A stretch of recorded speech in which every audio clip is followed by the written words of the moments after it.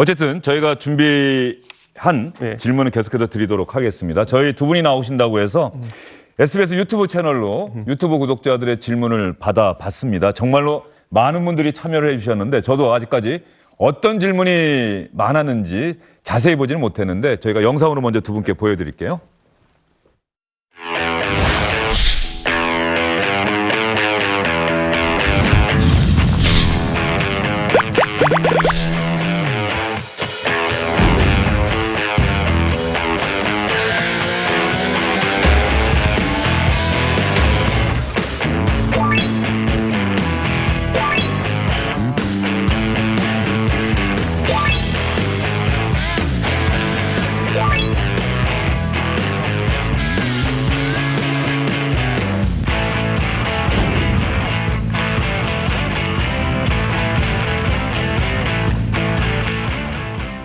자, 그러면 여러분들이 질문을 보내주셨는데 말이죠. 질문을 좀 하나하나 좀 보면서 말씀을 좀 드리도록 하겠습니다. 대신에 이번 질문에 대한 대답은 좀 간결하게 해주시길 부탁드리겠습니다. 한번 볼까요?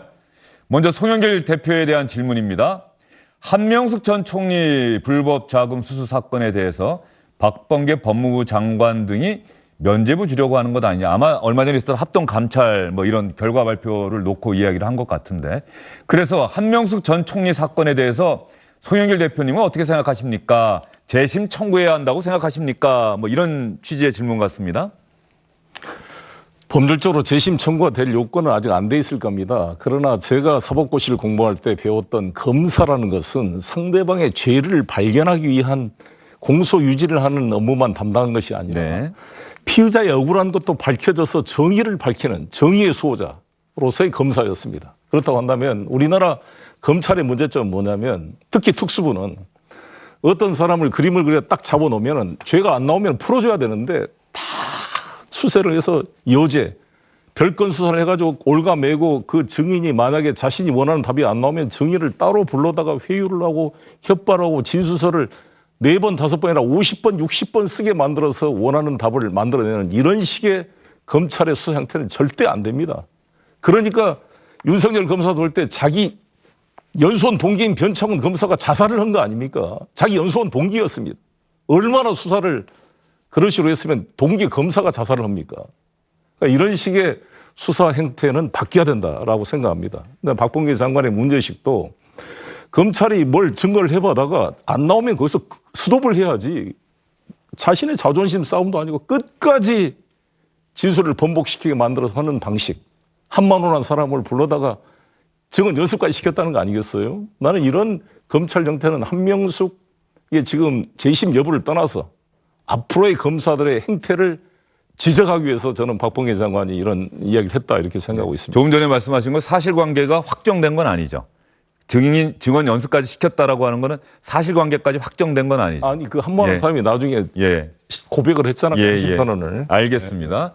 자, 그 부분에 대해서 상당히 울분에 차셔서 또 답변을 해주셨고 그 다음 질문은 아마 이준석 대표님 발언 때문에 송영길 대표에게 질문이 간 것 같습니다. 이준석 대표 생각은 이제 알겠으니 송 대표님은 어떻게 생각하십니까? 특히 여가부 폐지 문제에 대해서 어떻게 생각하십니까? 여가부에 대한 불만이 많은 것은 알고 있습니다. 저도 이 이름을 여성가족부를 양성평등가족부 이런 거 좀 바뀌었으면 좋겠는데 여가부가 꼭 여성 문제만 다룬 게 아니라 우리 가족들, 가족 문제, 다문화 가족, 미혼모 문제, 청소년 문제를 비롯해서 여러 가지를 다루고 있습니다. 그래서 아주 예산도 미약하고 그렇지만 저는 부족한 점은 보완해서 이 여성가족부가 양성평등가족부로 발전해서 여성만이 아니라 우리 남성을 비롯해서 가족의 가치를 지켜내고 그거를 또 소외된 우리 아이들 방과 후 학습 문제까지도 챙기고 그러거든요. 이런 걸 잘할 수 있게 좀 도와줄 필요가 있다 이렇게 생각합니다. 어쨌든 여성가족부는 바뀌어야 한다. 그런 그렇습니다. 말씀이시네요. 통일부 폐지에 대해서는 당연히 반대하실 것 같고요. 통일부는 이제 우리 이준석 대표님은 외교부로 통합시키자 이런 아닌 것 같은데 우리가 남북관계는 노태우 정부 때 합의한 1991년 남북기본합의서에 따르면 남과 북은 국가 대 국가의 관계가 아니라 통일을 향해 나아가는 잠정적인 특수관계로 되어 있습니다. 만약에 국가 대 국가 관계로 한다면 보수 야당이 주장하는 국가보안법은 폐지시켜야 됩니다. 국가보안법상으로는 북한이 국가가 아니라 반국가 단체로 규정하고 있는 것입니다. 그래서 남북 문제를 외교부로 접근하면은 나중에 개성공단의 원산지 인정 규정도 다 안 되게 돼요. 한미 FTA, 한중 FTA에 다 개성공단 원산지 인정 근거 규정도 다 폐기되게 됩니다. 그런 면에서 남북 관계는 특수한 국가와 국가의 관계가 아닌 관계이기 때문에 이를 감당할 통일부는 뭐 또 여러 가지 기능을 보완시키더라도 필요한 게 아닌가. 짧게 답변해 주세요. 그런데 아마 이준석 대표 생각은 그런데 남북 관계에서 획기적인 현안이 있을 때마다 실질적으로 그 일을 담당해왔던 사람은 통일부 장관이 아니었다. 국가정보원 내지는 또 청와대 외교안보 수석이라든가 이런 사람들이 했지 통일부 장관은 하는 일이 없는데 또 그런 과정에서 소외받아왔고 그러면 통일부가 왜 있을 필요가 있느냐 아마 이런 문제의식인 것 같은데요. 운영하기 나름이라고 봅니다. 예. 사실 저는 정권 초기에 통일부 장관을 내가 하고 싶었는데 아쉬움이 있습니다만 정동영 장관이 통일부 장관 했을 때는 NSC 의장까지 하면서 남북관계를 주도하고 김정일을 직접 만나 그 9.19 비핵합인가요? 그때 그런 분위기도 만들어내고 그렇죠. 그 당시에 귀환 일정을 하루 늦추기도 했죠. 김정일 국방위원장 만나기 위해서. 그렇죠. 예. 그렇게 그건 운영의 문제다. 알겠습니다. 결과적으로 인사권자 대통령이 어떤 의지를 갖고 있느냐. 이 부분은 이준석 대표가 이제 생각이 정리가 된 것 같은데 이인영 장관과 또 설전도 며칠 했었는데 말이죠. 저는요, 예를 들어 통일부 같은 경우에는 저희가 다른 나라의 사례를 본다 하더라도 대만도 결국에는 그 본토 수복을 이야기하고 있지만은 통일위원회 조직을 두고 있습니다. 위원회 조직. 대륙위원회 조직을 두고 있고 우리 통일부의 상대 조직인 북한의 조직도 조평통입니다. 위원회 조직이죠. 보통 위원회 조직으로 이걸 두려고 하는 이유는 통일부 장관이 어떤 독립부로서 존재하는 것보다는 예를 들어 우리가 통일의 그날이 찾아온다고 했을 때 예를 들어 통일부 장관 또는 통일 주무 인사가 여러 부처를 통할해야 되는 위치로 가기 때문일 것입니다. 예를 들어 지금 통일부 장관 이인영 장관이 통일의 그날이 다가오면 또는 준비하는 과정에서 홍남기 경제부총리, 서욱 국방부 장관, 그리고 뭐 정의용 외교부 장관 이런 사람들 통할할 수 있는 상황은 아니거든요. 아까 언급했던 정동영 장관 정도에는 위상과 역할이 주어진다고 하면은 차라리 모르겠지만은 저는 업무 제조적은 필요하다 이렇게 생각하고요.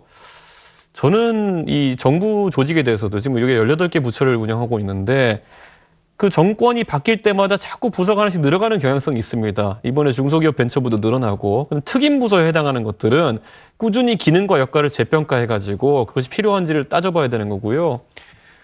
대선 주자하고 그런데 상의를 해야 되는 당연히 이건 문제죠? 정부조직법은 예. 대선 주자가 해야 되는 것이고요. 그래서 제가 안을 던진 것이고 저희 집도 아버지는 물건을 절대 안 버리시고요.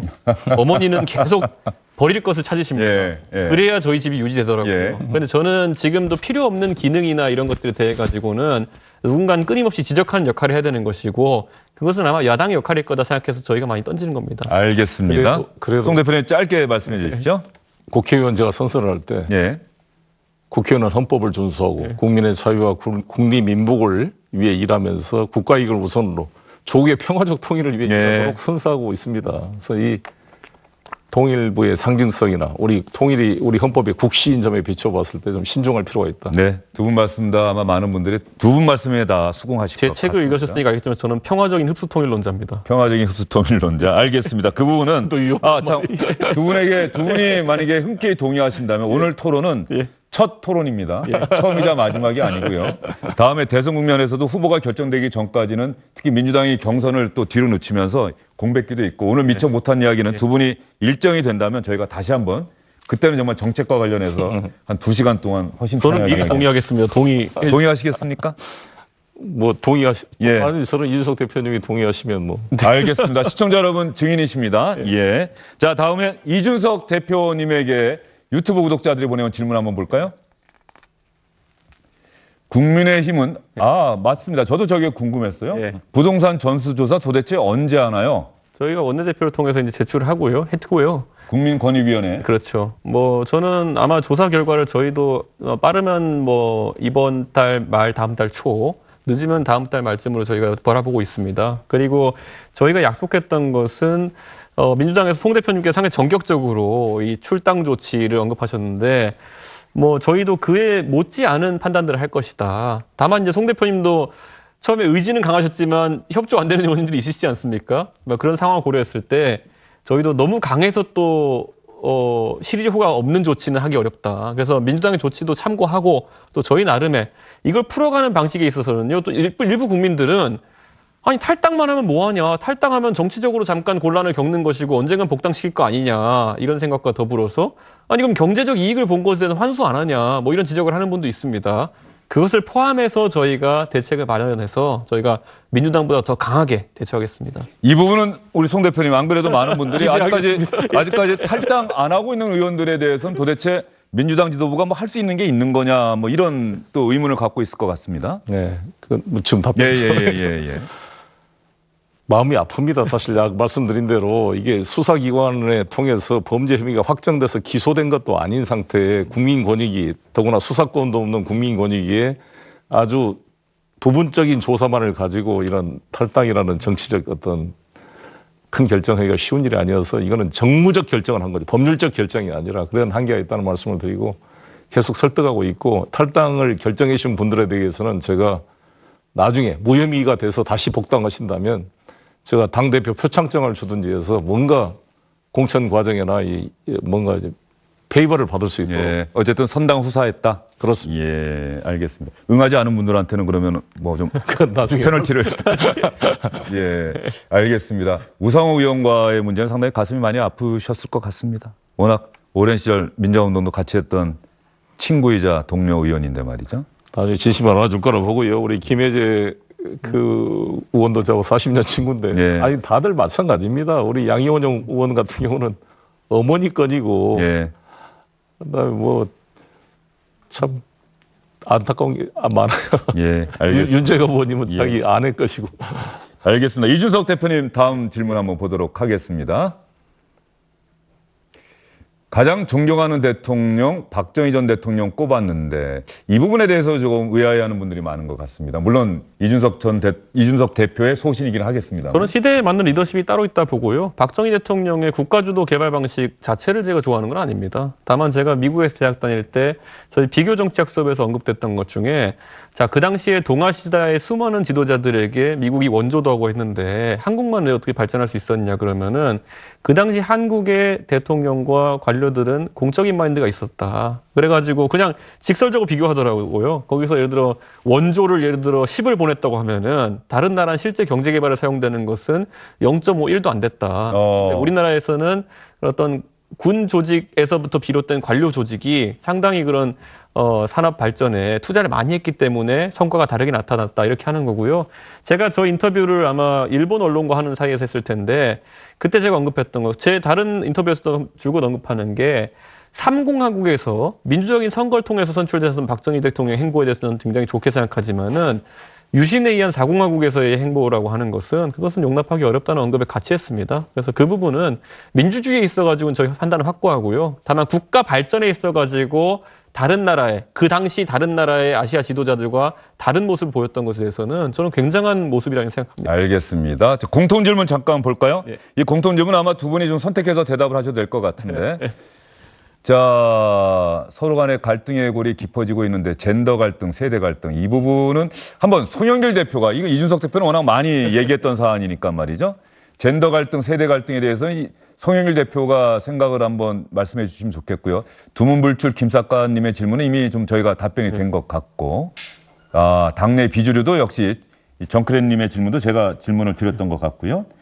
탈원전 정책에 대한 의견 이건 아마 이준석 대표에게 질문을 드리겠습니다. 젠더 갈등, 세대 갈등 문제에 대해서 어떤 생각을 갖고 계십니까? 예, 젠더 갈등, 세대 갈등을 극복하기 위해서는 서로 간의 상호 존중, 상호 이해가 필요하다고 봅니다. 그리고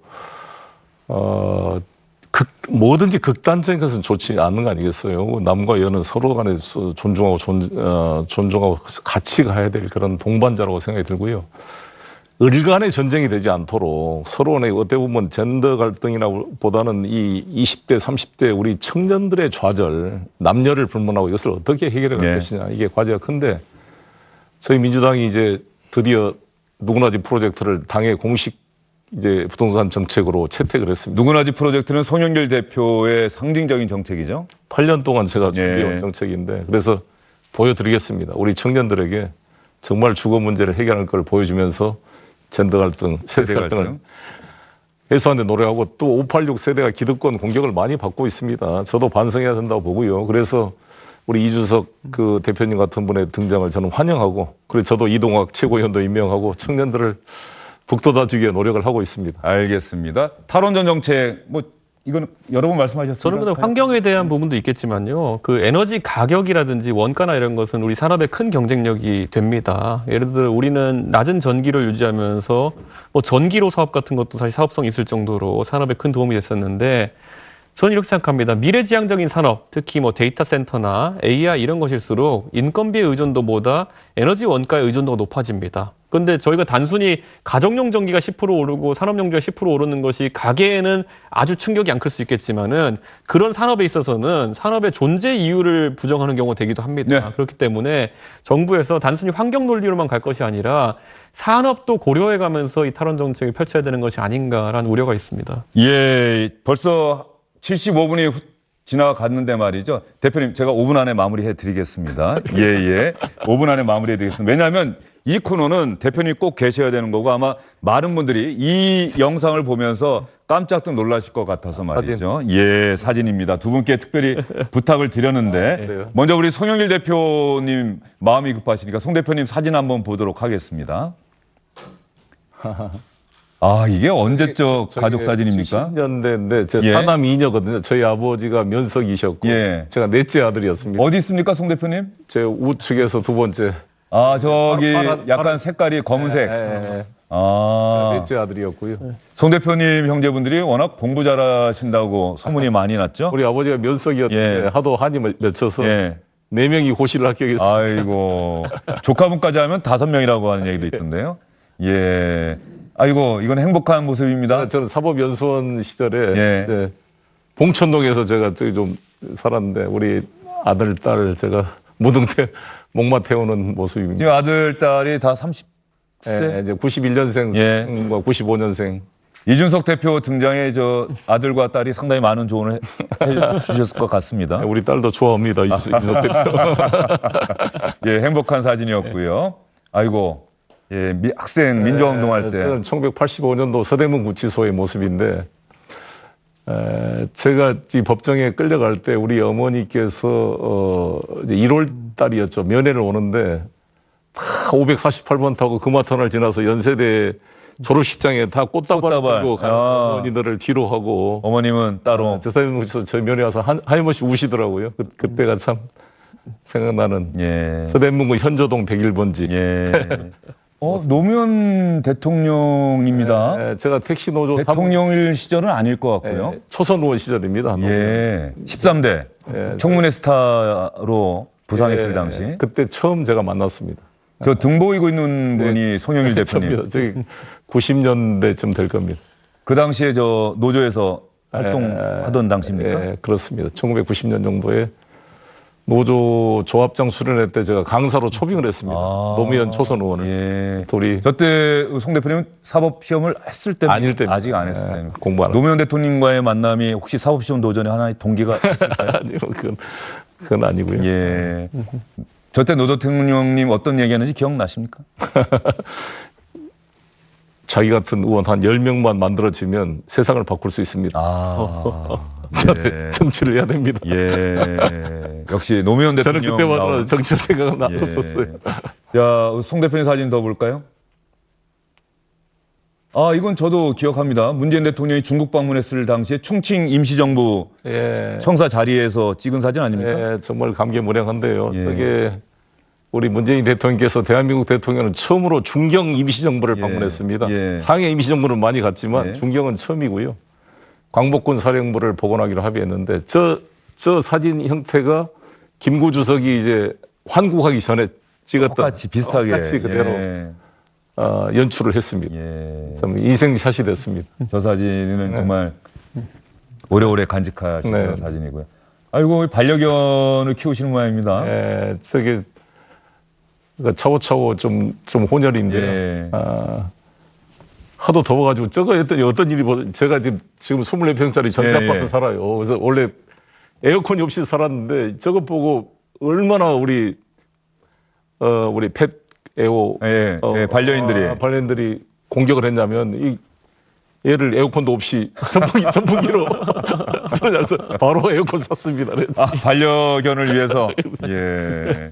알겠습니다. 더운데 너무 고생한다. 송영길 대표의 또 인간적인 면모를 확인할 수 있는 사진이었고요. 자, 이번에는 우리 이준석 대표 사진 한번 볼까요? 어떤 사진 갖고 왔는지 저도 궁금합니다. 와, 언제 사진이? 저 앞에 서 있는 꼬마가 이준석 대표입니까? 저거 제 동생인데 예. 어머니 예, 어머니시고요. 몇 살 때입니까?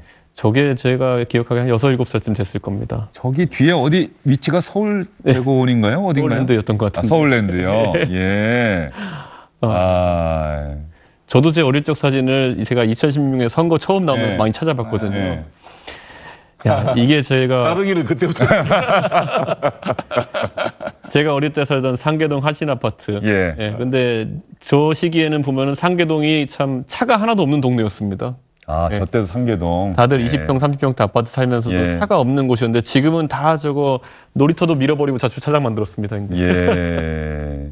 자, 다음 사진 한번 볼까요? 예. 이거는 노래를 하는 겁니까? 연설을 하는 겁니까? 제가 서울 온국초등학교 학예 발표회 사회 보던 사진입니다. 아, 사회를 봤습니까? 학예 발표회 세대입니다. 아, 학예 발표회 세대. 예, 예. 라떼는 예. 이준석 대표 때는 학예 발표회 세대. 근데 제가 다녔던 학교에 이제 가끔 졸업식에 가가지고 예. 사회 보는 그 학생들을 보면은 그 질문을 하고 싶더라고요. 너희는 나중에 너희들이 30년 지나면은 뭘 하고 있을 거라 생각되니? 왜냐면 저는 저 시절에 제 꿈이 지하철 기관사였습니다. 아, 예, 저희 동네에서 제복 입고 다니시는 분들이 예. 그 서울 지하철공사 분들밖에 없었기 때문에 저게 멋있는 직업이다 이렇게 생각해서 서로 운수 쪽에 관심. 그래서 제가 지하철 정치에 관심 많고 그렇습니다. 이준석 대표는 지금도 지하철을 애용하는 것으로. 예. 예. 자, 그다음 사진 보겠습니다. 아, 이거는 좀 성장했을 텐데 아마도 지금 그 사회활동 하시는 그 사진이죠? 그보다 저 앞에 예. 머리 스타일 하신 분이 누군지 대충 다 아실 겁니다. 저 뒷모습이요? 박근혜 대통령입니다. 아. 그러니까 많은 분들이 제가 예. 이제 어떻게 박근혜 대통령에게 영입된지 궁금해하시는 저 분들이 비대위원 있는데 되기 전입니까, 그러면? 비대위원 되기 직전이고요. 오. 제가 2011년 12월 26일 날 크리스마스 다음 날 예. 비대위원을 했는데 저게 그때 한 2달쯤 전이었을 겁니다. 그래서 제가 운영하는 교육봉사단체에 찾아오셔가지고 예. 저한테 어떤 일 하고 있는지 많이 얘기했고 저는 기억나는 게 저 때 그냥 빠이빠이 하고 가신 줄 아셨어요. 예. 근데 한두 달 뒤에 연락 오셔가지고 비대위원이라는 걸 해달라 그래가지고 그때 제가 얼떨결에 정치 참여를 했던 그런 기억이 납니다. 많은 그 인터넷 사시는 분들이 저 때 제가 이제 한 2시간 정도 박근혜 대통령 이야기하면서 그 정치 참여에 대한 그 교육 정책에 대한 같이 이제 이야기를 했었는데 그때 무슨 얘기인지 궁금해 하시는데 저 교육봉사단체에 대한 얘기 했습니다. 교육봉사단체. 예. 보니까 박근혜 대통령이 거의 의상이 다른 장소인 것 같은데 똑같네요. 저희 같은 장소입니까? 같은 장소입니다. 복도에서 안과 이제, 박, 예, 안과 복도에서 박. 이야기하는 거. 예. 아까 첫 사진을 같이 찍힌 분들은 예. 저희 단체 활동하는 예. 대학생 자원봉사자 선생님들이죠. 예. 배나사, 배움을 나누는 배움을 나누는 사람들. 사람들. 예. 자, 그 다음 사진은 이미 익히 본 사진일 것 같습니다. 따릉 이준석 대표. 예. 예. 아마 대표 첫 출근 날입니까? 제가 이제 첫 출근할 때 제가 국회 후문으로 이제 들어온다는 건 네. 알려져 있었고, 그럼 제가 이제 킥보드를 원래 타고 다니는데 최근에 규제가 심해져가지고 한 몇 달 전부터 따릉이로 바꿨습니다. 그래서 이제 뒷문에서 제가 오는 걸 알고 계시던 기자분들이 찍어서 화제가 된 사진인데, 저는 뭐 킥보드 규제 좀 풀었으면 좋겠습니다. 그래서. 알겠습니다. 자, 두 대표. 1당과 2당을 이끌고 있는 대표의 인간적인 면모를 알아보는 순서입니다. 이준석 대표는 혹시 너무 유명해져서 요즘 부모님이나 가족이 좀 불편해하지는 않으십니까? 저희 부모님은 알아보시진 않으시니까요. 예. 그래도 그건 좀 덜 불편하시는데 뭐 저는 그래도 저한테 오히려 정책 제안이나 와서 반갑게 이런 정치에 대한 이야기 하시는 분들이 많아져서 즐겁습니다. 예. 자, 두 분 보내드리기 전에 말이죠. 현안 관련 질문 하나만 하겠습니다. 문재인 대통령이 일본 방문 결국은 안 하기로 했어요. 여당에서도 상당히 많은 그 토론을 했을 것 같습니다. 결과적으로 안 가는 걸로 결론 내렸는데 송 대표님 그 결정에 대해서는 물론 찬성하시겠죠. 불가피했다고 보십니까? 불가피하고 아쉬움이 크죠. 사실 저는 우리 스가 총리께서 좀 더 좀 포용력을 발휘해서 올림픽 게임을 주최한 나라인 만큼 평창 동계올림픽 때 북한을 초청했던 문재인 대통령의 그런 자세를 벤치마킹해서 한일 관계를 풀었으면 하는 아쉬움이 있었습니다. 뭐 마지막까지 뭐 소마 망언까지 겹치면서 분위기가 안 돼버린 건 아쉽게 생각합니다. 예, 이준석 대표는 어떻게 보십니까? 저는 저희가 이제 그 징용 보상 문제랑 수출 규제 문제 같이 엮여 있는 것으로 인식되는 경우가 많았는데 대통령께서는 이제 그 강제징용 보상 문제에 대해 가지고 상당히 전향적인 입장을 밝히셨거든요. 그런데도 일본 측이 수출 규제에 대해서 전격적인 판단을 좀 했었으면 좋을 텐데 왜 이런 상황이 나오게 됐나? 특히 그 공사의 부적절한 발언 같은 경우에는 사실 여야를 막론하고 국가의 자존심과 결부된 문제이기 때문에 대통령께서도 뭐 언론을 보면은 참모들은 강한 반대에 있어 또 대통령께서는 다소 그래도 외교적 입장을 고려하는 입장을 가지셨는데 고심 끝에 내리신 판단일 거라 생각합니다. 알겠습니다. 자, 두 분 특히 송영길 대표님 마음이 바쁘실 텐데 말이죠. 죄송한데 하나만 더 보여드리고 마지막 인사를 꼭 하셔야 될 것 같아서 두 분이 국민과 당원들에 대한 약속의 이야기 저희가 당대표 경선 때 두 분이 하셨던 이야기를 영상을 찾아봤습니다. 차례로 들려드리겠습니다. 민주당 변화에 나가겠습니다. 우리 당 174명의 국회의원과 소통하겠습니다. 전국의 당원 대의원들과 카톡 메신저를 통해 직접 소통하며 의견을 수렴해 나가겠습니다. 윤호중 원내대표님과 긴밀히 협력해서 당내 민주주의를 강화해 나가겠습니다. 고문 언론님들의 지혜를 구하고 20, 30대의 생생한 목소리를 듣겠습니다. 코로나 상황에 고통받는 중소기업인, 자영업자, 노동자들의 목소리를 경청하겠습니다. 우리 당의 자랑스러운 대선 주자들과 소통하고 대선 경선을 공정하게 관리해 가겠습니다. 열정과 헌신, 지혜를 가진 모든 분을 하나로 모아 원팀을 만들겠습니다. 비빔밥의 고명들을 모두 갈아버리지 않기 위해서 다움에 대한 강박관념을 버리고 공존할 수 있어야 된다고 생각합니다. 제가 가장 먼저 추진할 변화는 공직 후보자 자격 시험의 구체적인 설계와 토론 배틀, 연설 대전 등을 통한 대변인단의 공개 경쟁 선발입니다. 변화에 대한 이 거친 생각들 그리고 그걸 바라보는 전통적 당원들의 불안한 눈빛 그리고 그걸 지켜보는 국민들에게 변화에 대한 도전은 전쟁과도 같은 치열함으로 비춰질 것이고 이 변화를 통해서 우리는 바뀌어서 승리할 겁니다.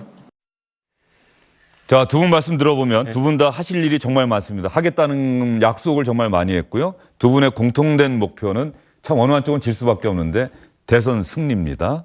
자, 저 연설 들으시면서 다시 한번 우리 시청자분들에게 각오를 한번 밝혀주시죠. 네, 저희 민주당 당대표로서의 대선 승리가 목표라기보다는 우리 민주당이 열심히 변화하고 발전해서 국민들께서 다시 한번 민주당한테 한번 나라를 맡겨도 되겠다는 신임을 얻는 게 목표입니다. 정권 획득은 그의 부산물이지 정권 획득을 위해서 모든 것을 하는 그러한 선거 전문 조직이 아니라 국민의 민생을 챙기고 정책을 챙기고 나라의 주권을 지켜내고 이 대한민국의 미래를 준비하는 정말 능력 있는 집권 여당이 될 수 있도록 노력하겠습니다. 예, 송영길 대표는 아주 간략하지만 정말 무거운 약속을 다시 한번 시청자분들께 하셨습니다. 이준석 대표님요? 저희가 이기겠습니다. 더 빠르게 변화하고 더 치열하게 개혁해서 국민들에게 수권 정당으로서 능력을 보이고 젊어진 정당의 면모로 이겨내도록 하겠습니다. 네거티브 없이 파지티브로 이겨보겠습니다. 네, 네거티브 없이 포지티브로 이겨보겠다. 다시 한번 민주당이 변화해서 정권을 맡겨도 된다는 신뢰를 얻겠다. 두 분의 약속 시청자분들은 기억하실 겁니다. 긴 시간 말씀해 주신 두 분께 감사드리고요. 다음에 꼭 다시 한번 모시도록 하겠습니다. 다른 방송입니다. 예. 자, 저는 잠시 후에 김경수 경남지사에 대한 대법원 판결 소식 여러분께 전해드리기 위해서 다시 돌아오겠습니다. 안녕하십니까, 주영진입니다. 더 많은 뉴스와 라이브 이벤트를 보고 싶으시다면 화면 오른쪽을 눌러서 구독해 주시기 바랍니다. 저희 SBS 앱을 다운로드 받으시면 뉴스 속보 알림도 받아보실 수 있습니다. 텔레비전으로도 SBS 뉴스, 유튜브로도 SBS 뉴스 잊지 마시기 바랍니다.